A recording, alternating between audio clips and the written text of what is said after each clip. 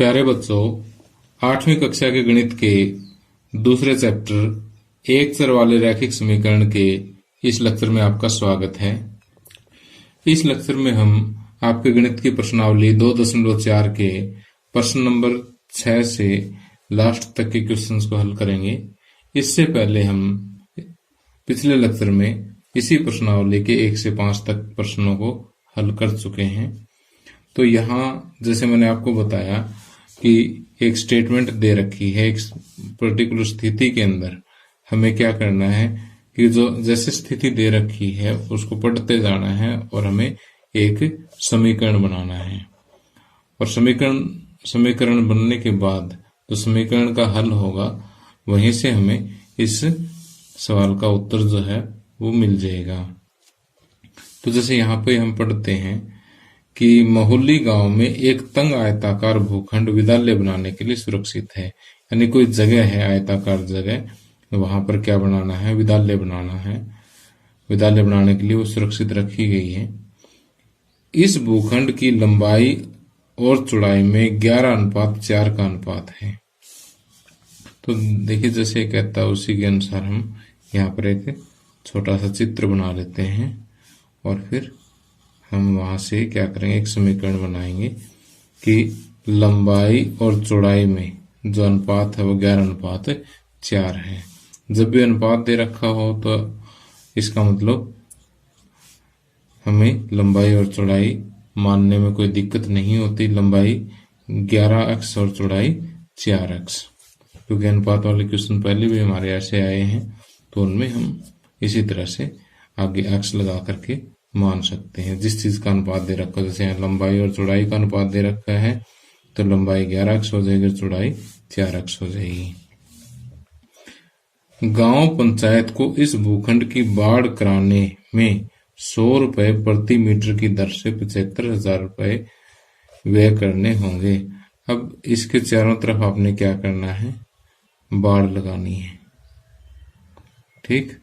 और 1 मीटर बाढ़ अगर लगाते हैं तो उस पर खर्चा आता 100 रुपए और टोटल खर्चा कितना, 75,000 रुपए। तो भूखंड की माप मीन्स की उसकी लंबाई और चौड़ाई हमें ज्ञात करनी है। तो इसके लिए हम क्या करेंगे कि पहले तो जो मानना है वो लिख लेते हैं कि माना भूखंड की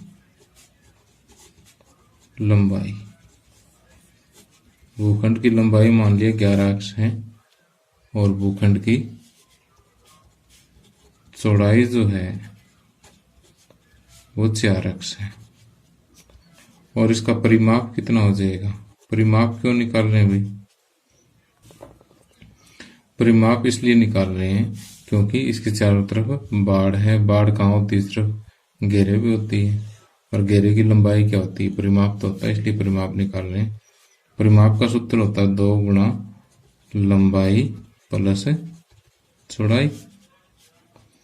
तो यहां से 2 गुणा लंबाई कितनी है 11x और चौड़ाई कितनी है 4x। तो 11x प्लस 4x कितना हो गया 15x, को हम 2 से गुणा करेंगे तो यह आ जाएगा 30x। 30x तो आ गया परिमाप। अब देखो 1 वर्ग मीटर पे खर्च कितना है, सॉरी 1 मीटर पे खर्च कितना है, 1 मीटर पर खर्च, 1 मीटर पे खर्च 100 रुपए। और ये लंबाई और चौड़ाई हम किस में मापते हैं, मीटर में मापते हैं, तो परिमाप भी किस में आ जाएगा, मीटर में आ जाएगा। तो 30x मीटर पर खर्च कितना हो जाएगा, 100 गुणा में 30x, यानी 100 को 30 से गुणा करेंगे तो 3 एकम 3, 1 2 3 0 आगे लग जाएगी। 3000x जो है ये कुल खर्च आ जाएगा। लेकिन हमें खर्च कितना दे रखा है, 75,000 रुपए। तो प्रश्नानुसार ये जो 3000x है ये 75,000 के बराबर हो जाएंगे। ये समीकरण प्राप्त हो गया हमें। तो यहां से x बराबर 75,000 बटे 3000, 3 0 से 3 0 कट, 3 एकम 3, 25 3 75। तो x बराबर आ गया 25। अब x बराबर 25 आ गया तो अब इसका मतलब हम यहाँ से लंबाई और चौड़ाई निकाल सकते हैं। इसलिए लंबाई कितनी है 11x, तो 11 गुणा में 25, और चौड़ाई कितनी है 4x, यानी 4 गुणा में 25। तो चौड़ाई तो होगी 100, और ये 25 एकम 25 हासिल 2, 25 एकम 25 और 2 27 275 मीटर तो होगी लंबाई, और 100 मीटर होगी इसकी चौड़ाई। अब देखिए आगे 7वां क्वेश्चन है, हसन स्कूल वर्दी बनाने के लिए 2 प्रकार का कपड़ा खरीदता है। इसमें कमीज के कपड़े का भाव 50 रुपए प्रति मीटर तथा पतलून के कपड़े का भाव 90 रुपए प्रति मीटर है। यानी जो शर्ट है वो 50 रुपए पर मीटर के हिसाब से है, और जो पैंट है वो 90 रुपए प्रति मीटर के हिसाब से है। वह कमीज के प्रत्येक 3 मीटर कपड़े के लिए पतलून के लिए 2 मीटर कपड़ा खरीदता है। यानी कमीज के लिए 3 मीटर कपड़ा, एक कमीज में कितना कपड़ा लगता है 3 मीटर, तो पतलून के लिए कितना खरीदेगा 2 मीटर। यानी कमीज के लिए अगर 3 मीटर कपड़ा खरीदता है तो पतलून के लिए 2 मीटर कपड़ा खरीदता है। वह इस कपड़े को 12% तथा 10% लाभ पर बेचकर 36,600 रुपए प्राप्त करता है। उसने पतलूनों के लिए कितना कपड़ा खरीदा? तो यहाँ पर इस चीज को ध्यान से देखिए, ये पिछले क्वेश्चन की तरह से अनुपात वाली बात होगी। तो जैसे यहाँ कमीज और ये पतलून, तो कमीज के लिए अगर 3 मीटर कपड़ा खरीदता है तो पतलून के लिए 2 मीटर खरीदेगा। तो यानी ये किस्म से 3:2 का अनुपात ही हो गया। तो कमीज के लिए कुल कपड़े की लंबाई मान लेते हैं 3x, और पतलून के लिए कुल कपड़े की लंबाई 2x। तो यहाँ पर माना कमीज के कपड़े की कुल लंबाई बराबर 3x, तो इसलिए पतलून के कपड़े की कुल लंबाई कितनी हो जाएगी 2x। ठीक। अब कमीज का कपड़ा है 50 रुपए प्रति मीटर के हिसाब से, और ये हमारा सब कुछ किस में आ रहा है, मीटर में आ रहा है। तो अब देखिए कि 1 मीटर कपड़े का मूल्य कितना है 50 रुपए है। ठीक। तो हमारा 1 मीटर कमीज के कपड़े का मूल्य कितना है 50 रुपए है। तो 3x मीटर कपड़े का मूल्य कितना हो जाएगा, 3x मीटर कमीज के कपड़े का मूल्य 50 गुणा 3x, 50 थी 150 x रुपए आ जाएगा। ठीक। और कमीज के कपड़े पर लाभ है 12%। तो कमीज के कपड़े पर लाभ, कमीज के कपड़े पर लाभ हो गया 150x, तो रुपए हुए इसका 12%। 150x का मतलब गुणा 12%, परसेंट के लिए बटे में 100। अब 0 से 0 कट हो गया। ठीक। 5 तिये 15, 5 दूनी 10, 2 एकम 2, 2 छके 12, तो 6 तिये 18x रुपए जो है उसके कमीज के कपड़े पे लाभ हो गया। ठीक। इसी तरह से हम पतलून के कपड़े पर लाभ ज्ञात करेंगे। तो 1 मीटर पतलून के कपड़े का मूल्य 1 मीटर, यहाँ पर मीटर आएगा, 1 मीटर पतलून के कपड़े का मूल्य। पतलून के कपड़े का मूल्य कितना था, अगर स्टेटमेंट में हम देखें तो 90 रुपए प्रति मीटर है। तो यहाँ पर 90 रुपये हो गए। और पतलून का कपड़ा कितना खरीदा? 2x metre. 2x मीटर पतलून के कपड़े का मूल्य 90 गुणा में 2x, तो 9 दूनी 18, 180x। अब इस पे लाभ कितना हो गया? लाभ हो गया इसका 10%। लाभ 180x का 10%। 180x का 10%, तो ये हो जाएगा 180x का मतलब गुणा 10% हटाने के लिए बटे में 100, तो 1 0 से 1 0, 1 0 से 1 0, तो ये हो गया 18x रुपये। ठीक। अब देखिए कि आगे प्रश्न में कहा गया है कि इतने लाभ पर बेचकर उसको 30,700 रुपये प्राप्त होते हैं, यानी कुल मिलाकर के, यानी जो उसको पैसे प्राप्त होते हैं कमीज और पतलून का जो कपड़ा बेच के, वो कितना रुपए प्राप्त होते हैं? 36,700। इसमें क्या है कि कपड़े की कीमत भी शामिल है, उसका लाभ भी शामिल है। ठीक। तो इसी तरह से पतलून की कीमत भी शामिल है और पतलून का लाभ भी शामिल है। ये सब कुछ मिलाकर के कितना? 36,600। तो प्रश्नानुसार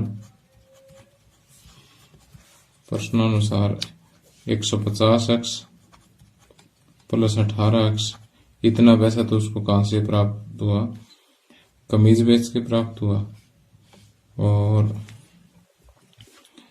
पतलून की वैल्यू थी 180x और उस पर लाभ हुआ 18x, तो ये सारा कुछ मिला करके 36,600 रुपये प्राप्त हुआ।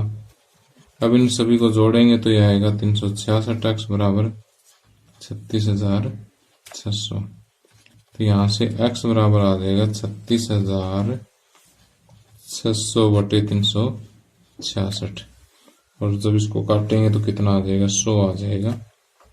x बराबर अगर 100 आ गया, तब इन्होंने पूछा कि पतलून का कितना कपड़ा होगा, तो 2 गुणा में 100, 200 मीटर। तो पतलून का कपड़ा बराबर 200 मीटर आपने यहाँ पर लिख देना है। तो इस तरह से हम इस क्वेश्चन को आसानी से सॉल्व कर सकते हैं। आगे देखिए 8वां क्वेश्चन जो है एक बहुत ही मजेदार सा क्वेश्चन है। यहाँ पे कहता है कि हिरणों के एक झुंड का आधा भाग मैदान में चल रहा है और शेष का 3/4 भाग पड़ोस में ही खेल कूद रहा है। शेष बचे 9 हिरण एक तालाब में पानी पी रहे हैं। झुंड में हिरणों की संख्या ज्ञात कीजिए। तो देखिए पहले तो इस क्वेश्चन को हमें समझना जरूरी है, समझने के बाद ही हम कुछ लिखना शुरू करेंगे। तो मान लेते हैं कि ये हिरणों का झुंड है जिसमें कितने हिरण हमें नहीं पता। ठीक। मान लेते हैं कि इसमें कुल x हिरण है। ठीक। x हिरण का आधा भाग मैदान में, तो यहां से ये लो जी, ये मैदान है। मैदान में कितने हो गए? इसका आधा हो गए, x का आधा, और 3/4 पड़ोस में ही खेल कूद रहे हैं। और इस मैदान के पड़ोस में चलो यहाँ कुछ खेल कूद रहे हैं, किस शेष का 3/4। अब देखो कुल हिरण कितने थे? x में से आधे तो ये मैदान में हो गए। ठीक। तो कुल में से ये मैदान वाले घटा दिए, ये शेष हो गए। अब शेष का 3/4, शेष का 3/4 ये यहाँ पर खेल कूद रहे हैं, खेल रहे हैं। ठीक। और बाकी बच गए 9, वो इस तालाब के अंदर पानी पी रहे हैं। तो देखो अब कुल हिरण कितने हो गए? x बटे 2 तो ये वाले, और 3/4 गुणा x माइनस x बटे 2 ये हो गए, प्लस में 9 ये हो गए। ठीक। ये सारे कुल मिला के कितने हैं? x है, तो ये ऐसे हमारे पास एक समीकरण आ जाएगा और उस समीकरण को हम हल कर लेंगे, वहां से x की वैल्यू आ जाएगी, तो झुंड में हिरणों की संख्या हमें प्राप्त हो जाएगी। तो मेरे ख्याल में आप चीज समझ गए होंगे, और बाकी जो अभी हम लिखेंगे तब समझ में आ जाएगा। तो यहाँ पर हम कहेंगे माना झुंड में हिरणों की संख्या, झुंड में हिरणों की संख्या, हिरणों की संख्या कितनी मानी थी हमने, x। अब मैदान में चल रहे हिरणों की संख्या, मैदान में हिरणों की संख्या। अब देखो मैदान में कहता है कि आधा भाग, यानी x का आधा भाग यहां पर चल रहा है। शेष कितने बच गए, शेष x में से जो मैदान में वो घटा दो, x में से x/2 घटेंगे तो 2 एलसीएम 2x माइनस x, यानी x/2 बच गए। ठीक। अब कहता है कि शेष का 3/4 पड़ोस में ही खेल कूद रहा है। तो पड़ोस में हिरणों की संख्या, देखो शेष का 3/4, शेष का मतलब गुणा 3/4 का मतलब 3/4, 3x/4 दूनी 8। और तालाब में कितने हैं, तालाब में पानी पी रहे हिरणों की संख्या, ये होगी 9। ठीक। अब प्रश्नानुसार ये जो 3 जगह हिरण है, 1 2 और 3, ये कुल मिला के किसके बराबर है, x के बराबर है। तो x/2 प्लस 3x/8 प्लस 9 बराबर कितना हो गया, x। तो यहां से देखिए कि पूरे समीकरण को 8 से गुणा कर दो, ताकि, या फिर एलसीएम ले लो 8। ठीक। इस साइड हम क्या ले लेंगे, एलसीएम ले लेंगे। एलसीएम लिया तो कितना है 8, 8 को 2 से भाग दिया, 4, 4 की x के साथ गुणा 4x प्लस 8 को 8 से भाग दिया 1, 1 की 3x से गुणा 3x, बटे में कुछ नहीं, 1 दे लेते हैं। 8 को 1 से भाग 8, 8 9 72 बराबर x। ठीक। अब अगले स्टेप में हम क्या करेंगे कि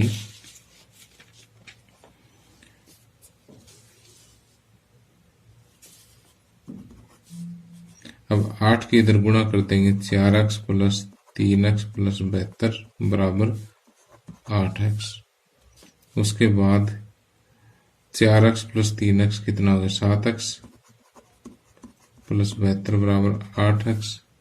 अब ये 7x मैं इधर लेके जाऊंगा, तो 8x माइनस 7x बराबर 72, और यहां से 8x में 7x घटेंगे, x बराबर 72, x बराबर 72 है। इसका मतलब झुंड में हिरणों की संख्या कितनी है, 72। इसलिए झुंड में हिरणों की संख्या कितनी आ जाएगी, 72। तो इस तरह से हम इस सवाल को आसानी से हल कर सकते हैं। अब अगला सवाल देखिए, कहता कि दादाजी की आयु अपनी पोत्री की आयु की 10 गुनी है। चलो जी, ये तो हो गए दादाजी, चश्मा लगा देते हैं दादाजी को। ठीक। ये थोड़े थोड़े बाल दिखा देते हैं, और ये दादाजी। ठीक। और ये है इनकी पोती। ठीक।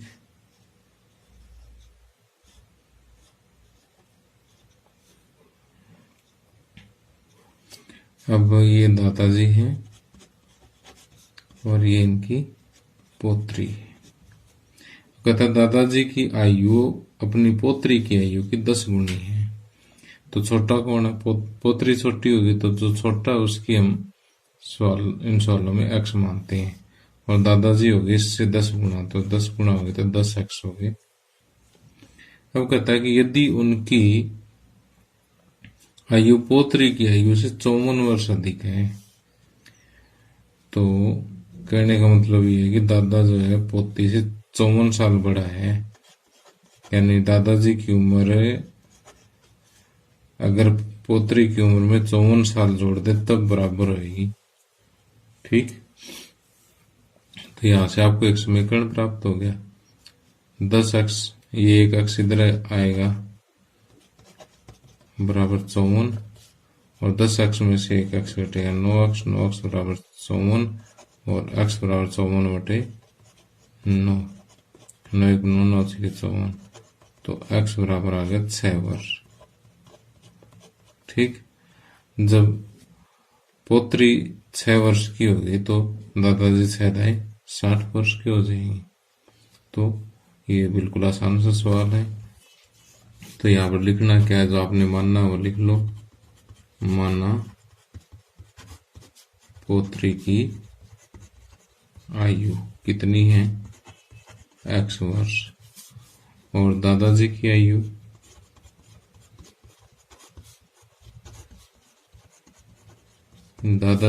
होगी 10x वर्ष। ठीक, अब प्रश्नानुसार क्या है कि दादाजी जो है वो पोत्री से 54 साल बड़े हैं, तो पोत्री की उम्र में 54 साल जोड़ेंगे तो दादाजी के बराबर आ जाएगी। तो 10x माइनस x बराबर 54, 10x में से एक x घटेगा 9x बराबर 54, और x बराबर 54/9, 9 1 9 9 6 54, x बराबर 6। ठीक, इसलिए पोत्री की आयु बराबर 6 वर्ष, और दादाजी की आयु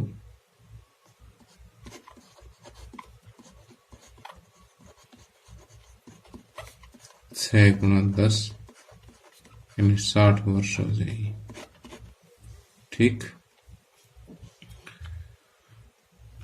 तो इस तरह से पहले अपने रफ में हिसाब लगा के देख लेना इसका, उसके बाद उसको साफ साफ फिर नोटबुक में लिख दें। अब आगे 10वां और इस एक्सरसाइज का लास्ट क्वेश्चन है। कहता है अमन की आयु उसके पुत्र की आयु की 3 गुनी है। 10 वर्ष पहले उसकी आयु पुत्र की आयु की 5 गुना थी। दोनों की वर्तमान आयु ज्ञात कीजिए। तो देखिए ये तो हो गया अमन। ठीक, ये तो हो गया अमन, और ये हो गया इसका पुत्र। ठीक, तो अब कहता है कि अमन की आयु उसके पुत्र की आयु की 3 गुनी है। तो छोटा पुत्र हो गया तो इसकी x मान लो, और ये इससे 3 गुना हो गया। अब 10 वर्ष पहले उसकी आयु पुत्र की आयु की 5 गुना थी। अब ये तो होगी इसकी वर्तमान की बात कर रहे हैं, और 10 वर्ष पहले पुत्र छोटा था 10 साल, तो इसका पिता भी अमन भी 10 साल छोटा होगा। ठीक, अब ये कहता है कि 10 साल पहले उसकी आयु पुत्र की आयु की 5 गुनी थी। तो 10 साल पहले की अगर बात करें तो पुत्र की आयु 5 से गुणा करें तो अमन की आयु बन जाती है। तो यहां से आपका एक समीकरण जो प्राप्त हो जाएगा, और उस समीकरण से हम x की वैल्यू ज्ञात कर लेंगे। तो जब अभी हमने हिसाब लगाया है या सोचा उसको लिख लेते हैं। माना क्या लिखेंगे? पुत्र की आयु। माना पुत्र की आयु x वर्ष। अमन की आयु की यहाँ वर्तमान आयु लिखो कि वर्तमान आयु 3x वर्ष। ठीक। अब 10 वर्ष पहले पुत्र की आयु